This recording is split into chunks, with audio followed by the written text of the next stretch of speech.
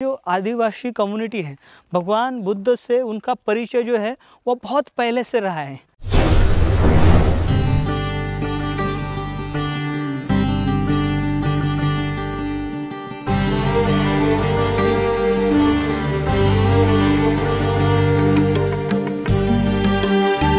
सद्धो शीलेन संपन्नो यशो भोग संपित्तो यं यं पदेस भजति तथ्य तथैव पूजितो। श्रद्धावान, शीलवान और यश तथा भोग से युक्त कुलपुत्र जिस जिस प्रदेश में जाता है वहीं वहीं सम्मान लाभ सत्कार से पूजित होता है।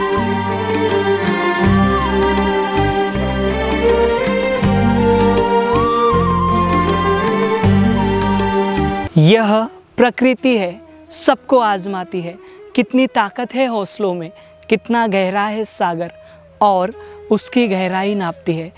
जय भीम, नमो बुद्धाय। स्वागत है आप सभी का आपके चहेते चैनल पर जिसका नाम है बोधिसत्व। इस बोधिसत्व यूट्यूब चैनल के माध्यम से आपको प्रियदर्शी चक्रवर्ती सम्राट अशोक इनके द्वारा निर्माण किए गए प्राचीन बौद्ध स्तूप हो, स्मारक हो या फिर गुफाएं हो, जिनका निर्माण कार्य प्रियदर्शी सम्राट अशोक इनके बाद में भी हजारों वर्ष तक किया गया, ऐसे वीरान और अनदेखे बौद्ध स्थल यह जो चैनल है आपको दिखाने की कोशिश कर रहा है। आज का यह वीडियो बहुत ही महत्वपूर्ण है और इस चैनल के पिछले भी वीडियो बहुत ही महत्वपूर्ण है। अगर आपने इस चैनल के पिछले वीडियो नहीं देखे तो वह ज़रूर देखें। आज का यह वीडियो छत्तीसगढ़ राज्य के कोंडागांव जिले के फरसगांव नाम का जो मंडल है, यहाँ पर का भोंगापाल नाम का जो गांव है, इस भोंगापाल नाम के गांव में स्थित जो बौद्ध स्थली है, यानी यहाँ पर जो चैत्य है, इन चैत्यों की जानकारी हम लेने वाले। यहाँ पर चैत्यों के साथ साथ कुछ शिवालय भी है। मतलब ये जो पूरा एरिया है ये बहुत ही ऐतिहासिक है और इस स्थली को मतलब यहाँ पर ये जो पूरा क्षेत्र है ये आदिवासियों का क्षेत्र है। और साथ ही ये जो पूरा एरिया है मतलब नारायण गांव से लेकर आप यहाँ तक कोंडा गांव तक जाओगे, फिर इसके इर्द गिर्द जितना भी 100-200 किलोमीटर तक एरिया फैला हुआ है ये सारा का सारा नक्सलाइट एरिया है। यहाँ पर जाना थोड़ा रिस्की है। अगर यहाँ पर हमें जाना हो तो किसी के पहचान से जा सकते हैं अथवा दिन में हम यहाँ पर जा सकते हैं और इस स्थली का यह जो वैभव है देख सकते हैं। इस गांव में यह जो स्थली है पहले बूढ़ा महादेव नाम से प्रसिद्ध थी और यहाँ के जो आदिवासी लोग हैं यह यहाँ पर पूजा अर्चना किया करते थे। लेकिन जब यहाँ पर उत्खनन कार्य किया गया और यहाँ पर से बौद्ध स्थल सामने आया तो सभी के सभी आश्चर्य रह गए। तो यह जो ऐतिहासिक स्थली है, इस ऐतिहासिक स्थली के बारे में हम जानकर लेने वाले। यह स्थली कैसे सामने है और या फिर इस स्थली का निर्माण कार्य मतलब यहाँ पर बौद्ध स्थल कैसे है जहाँ पर बूढ़ा महादेव है और आदिवासियों का और ये जो बौद्ध स्थली है इसका कुछ संबंध है क्या, इस वीडियो के जरिए हम जानने की कोशिश करेंगे। तो चलेंगे इस स्थली पर। यहाँ पर आप आपके व्यक्तिगत वाहन लेके आ सकते हो अथवा शासन प्रशासन के बस का इस्तेमाल कर हम यहाँ पर आ सकते हैं और नारायणपुर से आप वहाँ से मतलब वहाँ के जो लोकल वाहन है उससे लेकर आप आ सकते हो या फिर फरसगांव से भी आप सीधे इस भोंगापाल गांव में आ सकते हो और ये जो स्थली है वो देख सकते हो। तो चलिए हम चलेंगे इस स्थली पर और इस स्थली की जानकारी लेंगे। तो चलिए आज का वीडियो शुरू करते हैं।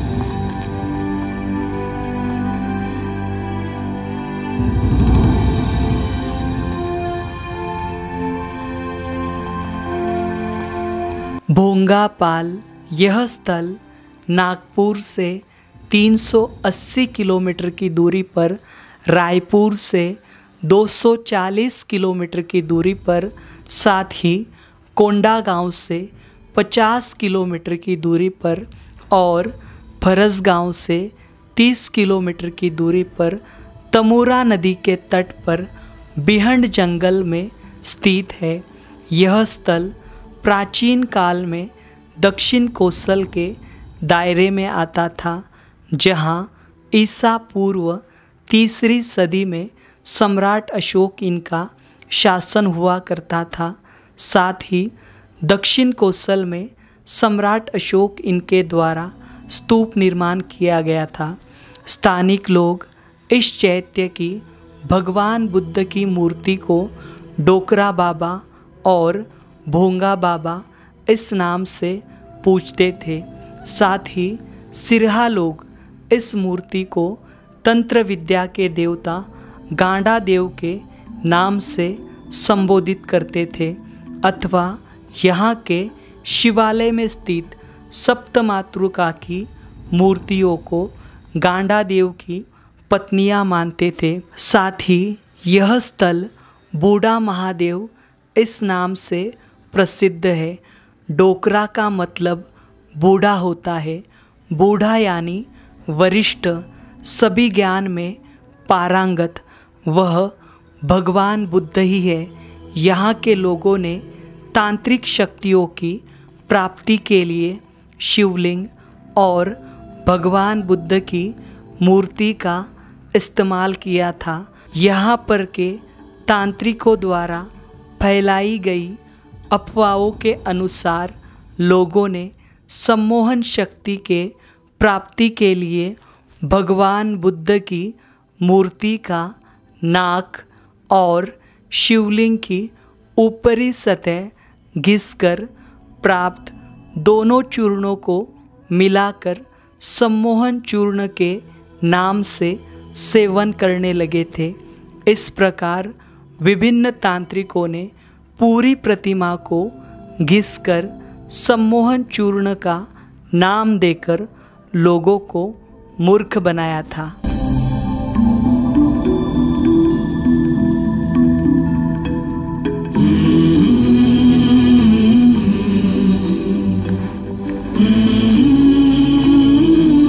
दो दिन की लंबी यात्रा के बाद हम आए हुए हैं छत्तीसगढ़ इस राज्य के कोंडागांव इस जिले के परसगांव इस मंडल के भोंगापाल यहाँ के स्थली के पास, यानी भोंगापाल इस गांव से हम इस ऐतिहासिक स्थली तक आए हुए हैं जहाँ पर एक बौद्ध चैत्य है और साथ ही साथ यहाँ पर दो शिवालय पाए गए हैं जो कि 6ठी शताब्दी के माने जाते हैं। तो देखिए, हम नागपुर से निकले थे। नागपुर से करीबन 450 किलोमीटर की यात्रा कर हम यहाँ तक आए हुए और ये जो सारा इलाका है, ये सारा इलाका फॉरेस्ट में आता है और यहाँ पर नक्सली का एरिया इससे गिना जाता है इस क्षेत्र को।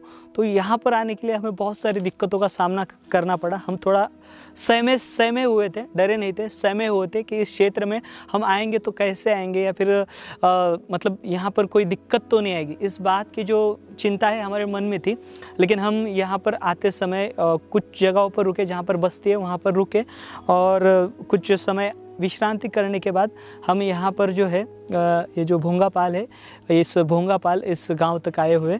तो देखिए, ये जो स्थली है, एक विशाल ऐसा जो चैत्य है, ये आपको दिखाई दे रहा है। मतलब इसके इर्द गिर्द जो है यहाँ पर आपको ईंटों के मलबे जो है वह दिखाई देंगे। यहाँ पर देखिए, इस स्थली पर देखिए एज अ पर्यटक लोगों को आने के लिए अच्छी सुविधा मुहैया करने का जो यह प्रयास है यहाँ पर किया गया। यहाँ पर देखिए यात्री प्रतीक्षालय, बुद्ध देव स्मारक भोंगापाल, यहाँ पर प्रतीक्षालय भी बनाया गया है ताकि लोग यहाँ पर इस स्मारक देखने के बाद थोड़ी छाँव में विश्रांति कर सके उसके लिए। तो आप यहाँ पर देख पा रहे हो, यह जो है यहाँ का जो राज्य पुरातत्व विभाग है या फिर यहाँ का जो छत्तीसगढ़ का विभाग है आर्कियोलॉजी का, इनके माध्यम से यहाँ पर इस स्थली को एज अ संरक्षित स्मारक डिक्लेयर किया गया है। और यहाँ पर इस चैत्य के बारे में जो है वो जानकारी दी है, जो कि यहाँ पर का जो भांगापाल नाम का जो गांव है, इसके 2 किलोमीटर की दूरी पर यह जो स्थल है यह स्थित है। और साथ ही साथ नारायणपुर से जब हम आते हैं तो 70 किलोमीटर की दूरी पर यह जो स्थली स्थित है। और साथ ही साथ यहाँ पर देखिए यह जानकारी दी है, बस्तर में मात्र यही स्थल ऐसा है जहाँ पर ईंट निर्मित चैत्यगृह था। मतलब यहाँ पर पूरे क्षेत्र में बस्तर यहाँ पर ही यह जो स्थल है, मतलब ये चैत्यगृह है, यह मिला है। तो यहाँ पर सन 1990 और 91 में उत्खनन कार्य किया गया। उसके बाद में यहाँ का जो चैत्य है वह सामने आया। यहाँ पर देखिए, इसी के पास जो अन्य 2 टीले हैं जो शिव मंदिर यहाँ पर प्राप्त हुए हैं और अनुमान है कि चैत्यगृह का निर्माण जो है लगभग 6ठी शताब्दी के दौर में किया गया। और यहाँ के जो शिव मंदिर है यह भी इसी मतलब यहाँ जो चैत्यगृह का जो मतलब काल है उसके काल के मतलब समकालीन ऐसे यहाँ के जो शिव मंदिर है वह है। इस प्रकार की जानकारी जो है वह दी गई। ये जो स्मारक है, स्मारक का निर्माण कार्य कैसे किया गया होगा। या फिर हम देख पाते हैं मतलब यहाँ पर नागपुर वाला क्षेत्र हो या फिर चंद्रपुर वाला क्षेत्र हो, चंद्रपुर की विजासन गुफाएं हो या फिर नागपुर या फिर भंडारा का कहिया, भंडारा का मंसर स्थली हो। उसके बाद यह जो एकमात्र स्थल है जो मतलब दक्षिण की ओर जाने वाला जो उस समय पर मार्ग रहा होगा, उस मार्ग पर यह निर्मित एकमात्र ऐसा चैत्य है। क्योंकि हम यहाँ से अगर सीधे चले जाएंगे तो विशाखापट्टनम जाएंगे और विशाखापट्टनम में इस प्रकार के हजारों जो चैत्य स्तूप है वह हमें दिखाई देंगे। देखिए यह स्मारक यहाँ पर हाल ही में जो है ये जो सीढ़ियाँ या फिर यहाँ पर थोड़ा डेवलपमेंट का काम किया गया है इस स्मारक का। और ये आप यहाँ का जो ढांचा है इस स्मारक का, इस चैत्य का, उस समय की इस चैत्य की यह सीढ़ियाँ देख पा रहे हो जो कि अभी खंडित हो चुकी है। और जब यहाँ पर उत्खनन कार्य किया गया था सन 1990 और 91 में, तब यहाँ पर से ये पूरा जो स्मारक है सामने है। तो इससे पहले सिर्फ एक टीला हुआ करता था और भगवान बुद्ध की शेष प्रतिमा दिखाई देती थी। यहाँ पर देखिए इस स्मारक पर, यहाँ पर आधुनिक जो स्मारक है वो बनाया गया। यहाँ पर 2017 और 2018 में यहाँ पर इसका जो निर्माण कार्य है, मतलब यहाँ पर आप ये शेड देख पा रहे हो, ये शेड या फिर ये जो पूरा आप स्ट्रक्चर देख पा रहे हो, इसका निर्माण किया गया और ये जो कार्य है 2020 में पूर्ण किया गया है। और ये जो है यहाँ पर एजेंसी दिया गया है ग्राम पंचायत भोंगापाल। तो देखिए अभी यहाँ पर इसे अच्छे से संरक्षित किया गया और हमें सामने यहाँ पर भगवान बुद्ध की देखिए 2 भुजाएं दिखाई दे रही है। भगवान बुद्ध के जो हाथ है वो कटे हुए हैं और यह मूर्ति हमें दिखाई देती है। बहुत ही सुंदर ऐसी यह प्रतिमा यहाँ पर दिखाई देती है। और ये जो चैत्य है, आपको याद दिला दूँ, अभी से आपको इस चैनल द्वारा यहाँ पर मतलब महाराष्ट्र राज्य का उस्मानाबाद जो है, मतलब जो यहाँ का तेर नाम की स्थली है उस्मानाबाद की, उस स्थली का हमने वीडियो दिखाया था। और वहाँ पर आपको इस प्रकार का जो सर्कुलर है, मतलब ये वृत्ताकार, जो वृत्ताकार, ये इस प्रकार का जो चैत्य है ये हमने दिखाया था। और इस प्रकार के चैत्य जो है पूरे आंध्र प्रदेश में निर्माण किए गए। मतलब यहाँ पर आप देख पा रहे हो इस चैत्य गृह में अमूमन जो सर्कल होता है, मतलब ये जो हाफ सर्कल है, इसके सेंटर में स्तूप हुआ करता था। और उस स्तूप में जिस प्रकार से भगवान बुद्ध के आग्रणीय शिष्य हो उनके शारीरिक धातु रखे जाते थे, या फिर जो भगवान बुद्ध के बाद में जो अरहंत बौद्ध भिक्खु होंगे उनके यहाँ पर शारीरिक धातु रखे जाते थे। लेकिन यह जो चैत्य, इस चैत्य का जो निर्माण काल बताया गया है वो 6ठी शताब्दी बताया गया है। तो यहाँ पर जो महायान पंथ है, उस महायान पंथ का इस स्मारक के ऊपर प्रभाव हमें दिखाई देता है। इसके कारण यहाँ पर इस क्षेत्र में ये जो चैत्य है जो 6ठी शताब्दी का बताया जाता है, यहाँ पर हमें जो महायान परंपरा के अनुसार भगवान बुद्ध की जो अति विशाल जो प्रतिमा है, एक देखिए आप, ये बेसाल्ट का पत्थर है, इस बेसाल्ट के पत्थर में यहाँ पर ये जो मूर्ति है जो शायद से ध्यान अवस्था में होगी, मतलब ध्यान मुद्रा में ये प्रतिमा होगी जो कि यहाँ पर इस प्रकार से खंडित हुए।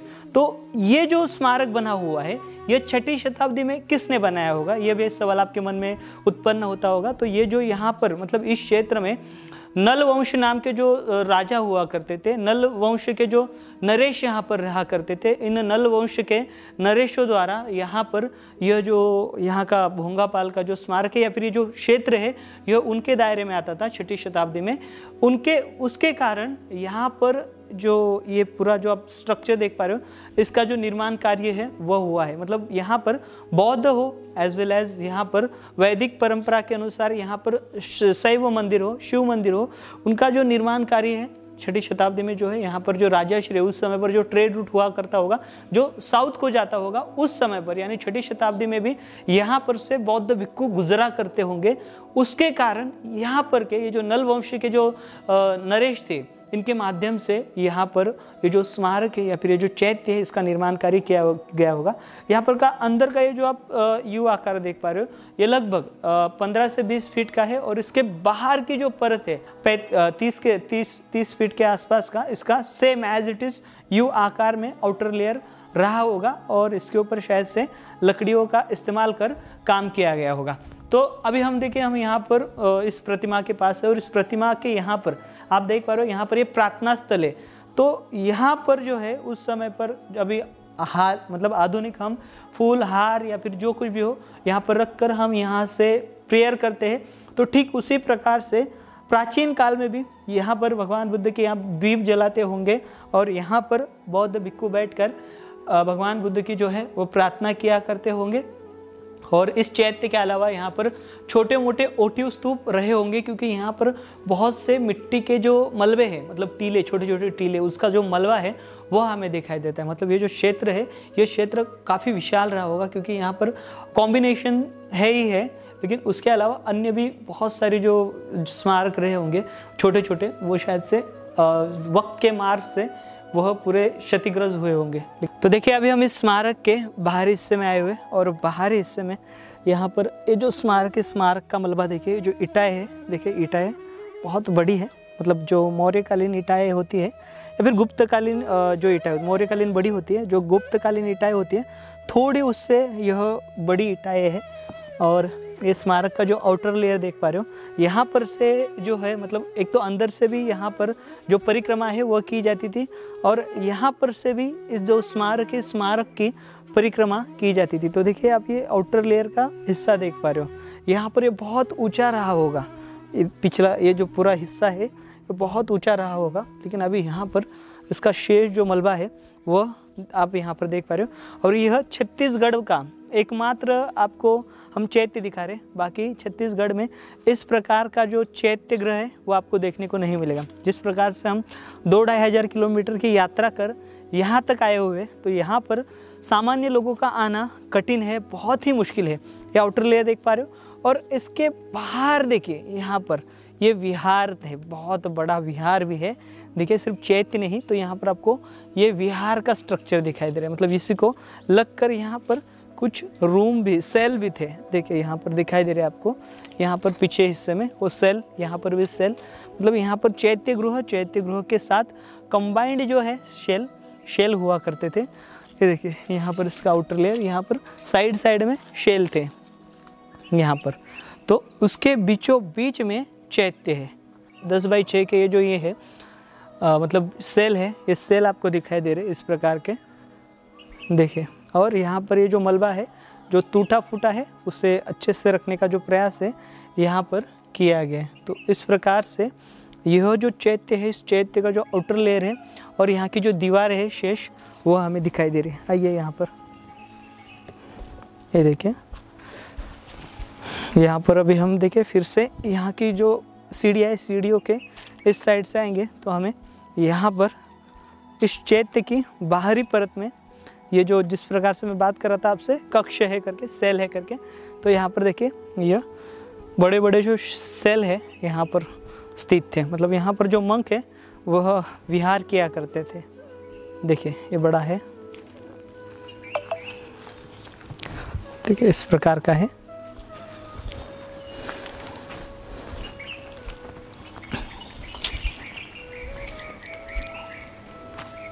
देखिए पीछे हिस्से में पूरे इसके इसी प्रकार के जो कक्ष है वह कक्ष बने हुए हैं, और यहाँ पर से स्मारक कुछ इस प्रकार से दिखाई देता है, जो कि लगभग खंडित अवस्था में है, भग्न अवस्था में है।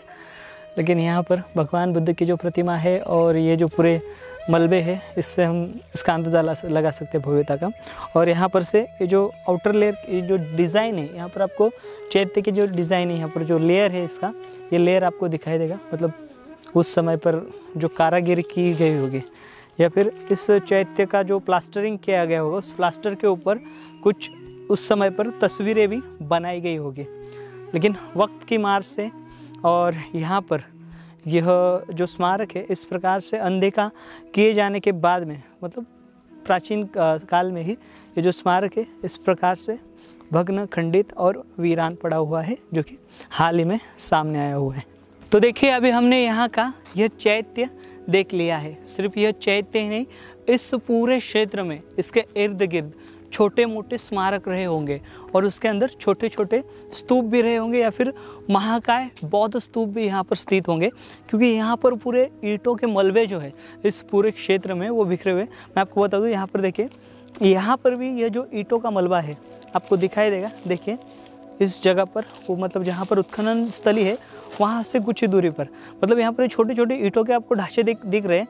ये उस समय पर शायद से स्तूप रहे होंगे, ओटिव स्तूप, लेकिन यह आज पूरी तरीके से जो है इस तरीके से मतलब नामशेष हुए हमें दिखाई देते हैं।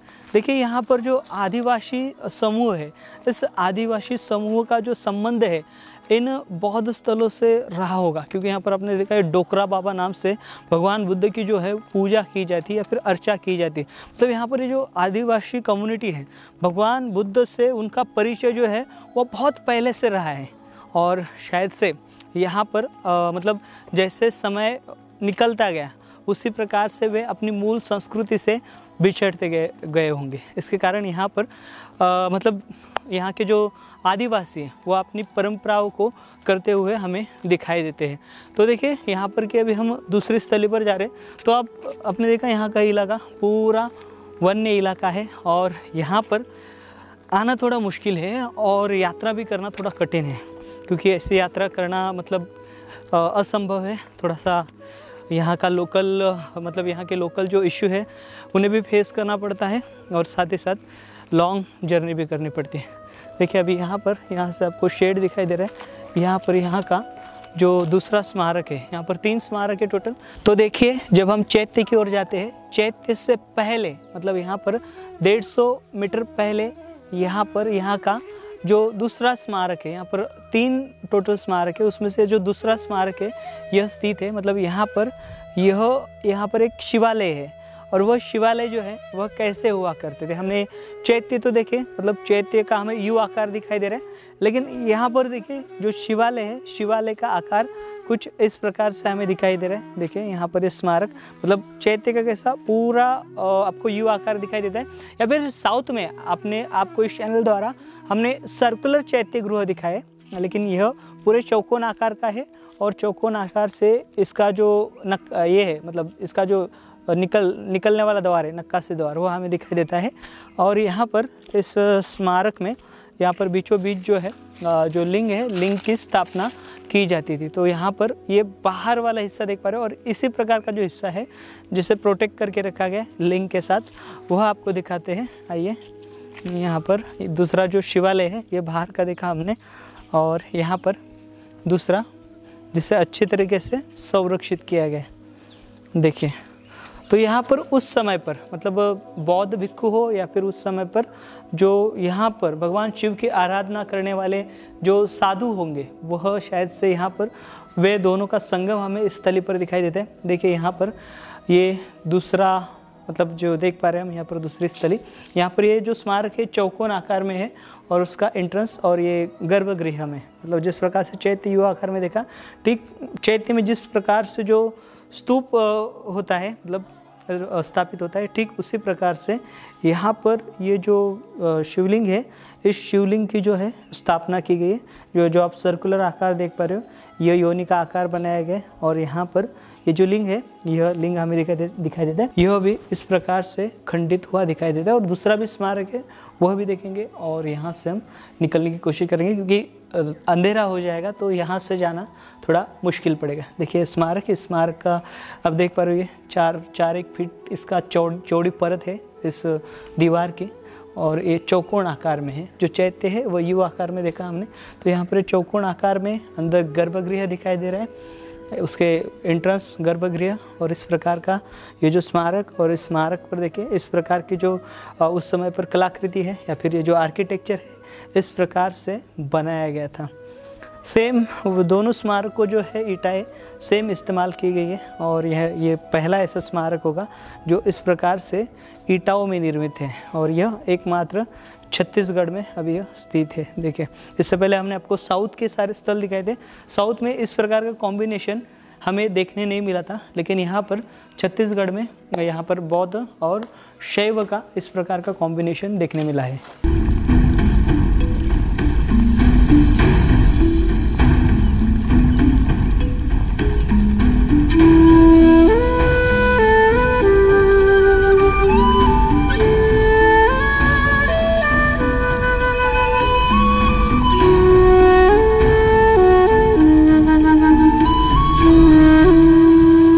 और तीसरा स्मारक जो है कुछ इस प्रकार का है। यहाँ पर देखिए ठीक उसी प्रकार का स्थापत्य चौकोन आकार में गर्भगृह दिख रहा है, और एक प्रवेश द्वार दिख रहा है, और इसके अंदर देखिए यहाँ पर यह मूर्तियाँ है, खंडित है, अभी ये पहचान में नहीं आ रही है। देखिए यह सारे के सारे यहाँ पर यह भगवान दिखाई दे रहे हैं हमें, लेकिन यह कौन से है इनका फेस डैमेज होने के कारण हम इन्हें पहचान नहीं पा रहे। यहाँ पर देखिए फीमेल दिखाई दे रहे हैं ज़्यादातर। इनके देखिए बाल देखिए, इनका पहराव देखिए, या फिर इनके जो वस्त्र अलंकार है, अलंकार देखिए, आभूषण, यह हमें कुछ इस प्रकार से दिखाई दे रहे हैं। लेकिन यह जो शिल्प है इस प्रकार से अभी यहाँ पर अनआइडेंटिफाइड हमें दिखाई देता है। इसके अंदर कितने मानव है?